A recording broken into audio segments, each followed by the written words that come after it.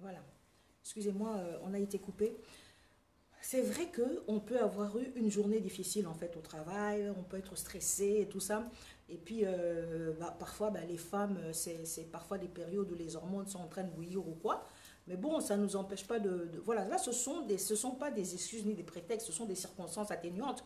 Et on peut bénéficier de circonstances atténuantes qui peuvent faire en sorte que la personne qu'on a blessée, qui se trouve en face de nous, puisse être à même de mieux comprendre. Mais ça ne doit pas être des excuses permanentes. Donc voilà, moi je voulais vraiment faire ressortir ce côté orgueilleux et comme je dirais irresponsable dans la relation de personnes qui heurtent les gens et qui se trouvent des excuses. Alors il y a encore pire, parce qu'il y a encore des pervers dans les relations humaines, c'est que les personnes qui vous ont blessé, comme elles ne veulent pas s'assumer, non seulement elles ne veulent pas s'assumer, mais en plus de ça, elles veulent vous rejeter la faute. Elles veulent mettre la faute sur vous. Oh non, c'est parce que c'est toi qui, c'est toi qui, c'est toi qui, c'est toi qui. Elles veulent vous culpabiliser. En fait, moi, je trouve que ces personnes sont des perverses. Ce sont des personnes qui sont malhonnêtes. Elles ne sont pas honnêtes envers elles-mêmes. Parce que c'est vraiment pousser le vice loin, quoi. De ne pas vouloir reconnaître une erreur, ça peut encore se comprendre. Mais vouloir encore mettre l'erreur, manipuler une personne et encore mettre l'erreur sur sa tête. Il y a des gens comme ça qui s'éloignent de vous. Ils sont comme ça, ils sont là, ils se sont éloignés de vous depuis, je sais pas moi, des semaines ou bien des mois. Et puis un beau jour, parce qu'ils ont besoin de vous, je sais pas quoi, parce que vous leur manquez ou je sais pas ce qui s'est passé, ils reviennent en disant, ah mais ça fait vraiment longtemps que tu m'as plus appelé, hein, tu ne t'occupes plus de moi, hein, etc. Donc, et voilà, ils cherchent à vous culpabiliser en fait. Donc voilà, si tu n'as rien à dire, quand tu reviens vers une personne, et tu dis tout simplement, écoute, j'ai pensé à toi. Voilà, ça fait des mois qu'on ne s'est plus parler, j'ai pas de tes nouvelles. Voilà, j'ai pensé à toi et je reviens vers toi et je t'appelle. C'est tout. Au lieu de commencer à dire, ah mais non, mais tu ne m'as plus appelé, ah mais tatati tatata, mais ça fait longtemps, tu m'as jeté, comme chez nous au Congolais on dit, au bois kisanga et tout et tout. Alors que c'est la personne elle-même qui s'est éloignée en fait. Moi, je ne sais pas comment vous gérez ça. Mais ce sont des choses que moi, voilà, je supporte pas. Je supporte pas.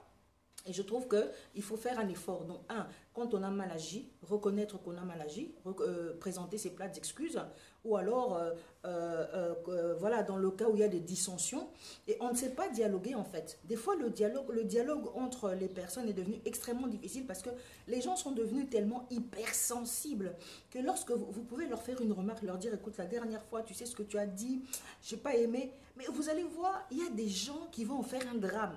Parce que vous leur avez dit la vérité. Vous leur avez dit que j'ai pas aimé ta manière de te comporter avec moi. Et parce que vous leur avez dit cette vérité, et ils vont prendre le téléphone et ils vont commencer à parler sur votre dos. D'ailleurs, ça sera compliqué. Na cela qui craboye. Boye. Donc voilà, ils vont commencer à traîner votre nom. Mais quel comportement immature. Quel comportement immature. La personne vient te dire que ce que tu as fait, elle n'a pas apprécié. Et il suffit de dire, bon, bah écoute, ce n'était pas mon intention de te blesser. Voilà, je ne voulais pas te blesser, mais en tout cas, si je t'ai blessé, pardonne-moi. C'est simple, c'est simple. Et tout ça, c'est quoi en fait? C'est la manifestation de l'orgueil qui se trouve en nous. Parce que qui es-tu pour ne pas commettre d'erreur? Qui es-tu pour ne pas qu'on te dise, pour ne pas qu'une personne t'ouvre son cœur et vienne te dire, écoute, ce que là tu as fait, franchement, ça ne m'a pas plu. Mais tu ne veux pas qu'on te dise la vérité. Après, tu vas dire que les gens sont hypocrites parce qu'ils vont parler derrière ton dos. Parce que toute personne, lorsqu'elle est blessée ou qu'elle a quelque chose sur le cœur, toute personne a besoin de se confier. Alors, au lieu que la personne aille se confier ailleurs ou qu'elle aille traîner ton nom ailleurs, ah, cette fille-là, ce qu'elle m'a fait, permet, sois plus sage que ça, sois plus intelligent que ça, permet que la personne te parle en face, qu'elle soit honnête avec toi et qu'elle dise, voilà, ça, ce comportement, en tout cas, je n'ai pas apprécié. Mais c'est l'orgueil qui entraîne cette hypersensibilité-là. Ah, qu'est-ce que j'ai fait? Ah, elle m'a dit ça. Je lui ai fait seulement ça. Elle a dit ça. Mais non, il n'y a pas de seulement ou quoi que ce soit. Les degrés de sensibilité sont différents. C'est différent d'une personne à l'autre. Quand tu vois qu'une personne n'aime pas qu'on la traite comme ça, c'est simple, tu arrêtes. Tu arrêtes. Et si tu trouves que cette relation avec cette personne est beaucoup trop difficile, bah, tu trouves une personne, peut-être que tu trouves peut-être moins sensible, tu trouves une personne avec qui ça peut marcher.